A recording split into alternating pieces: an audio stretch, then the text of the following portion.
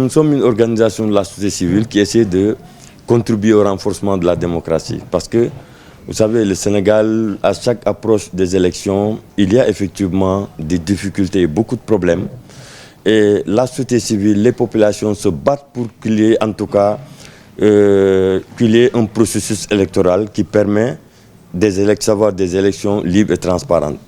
Mais nous avons constaté que c'est toujours un problème. Il y a des réticences, n'est-ce pas, de la part des politiciens. Et nous avons pensé qu'aujourd'hui, il est bon de regarder de l'autre côté quelle est la position des citoyens. Nous avons vu que depuis un certain temps, le citoyen, il est regardant de son vote. Il dit que je ne veux plus que mon vote soit détourné.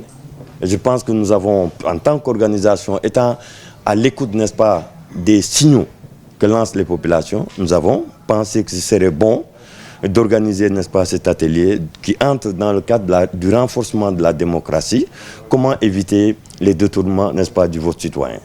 Vous voyez que plusieurs maires ont transhumé et les populations n'ont pas suivi. C'est un acte fort.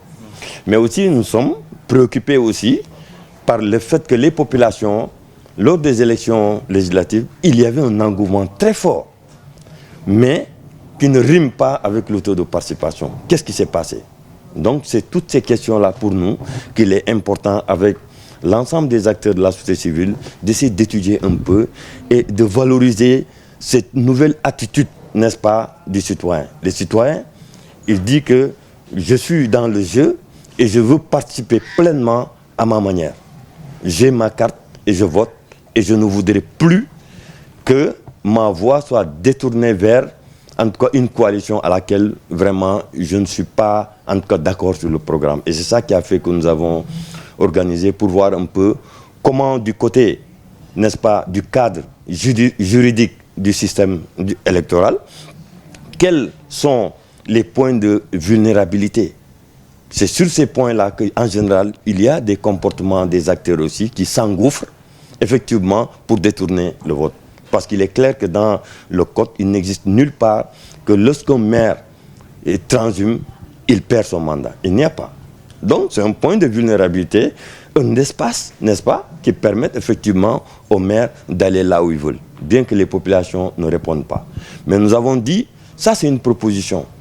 Mais, puisque nous travaillons à la base, l'un des éléments importants pour nous en termes de plaidoyer, c'est d'abord de remercier, n'est-ce pas, le citoyen, que nous avons décoder son message qui est qu'il est regardant désormais par rapport à son vote.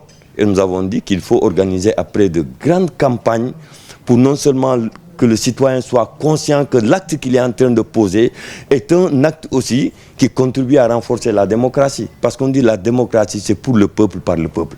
Et je pense que ça vient du bas. Et c'est ça qui est intéressant. Puisque du point de vue des politiques, il y a beaucoup de réticences. Mais voyons aussi ce que l'acte que les populations ont posé, on va effectivement ensemble, n'est-ce pas, le densifier et en tout cas faire beaucoup de communication pour que l'ensemble des acteurs se disent que, ah oui, l'acte que nous avons posé, c'est vrai que de plus en plus, ça pose effectivement les bases d'une démocratie. Allons-y, continuons dans ce sens. Voilà un peu pourquoi nous avons organisé cet atelier.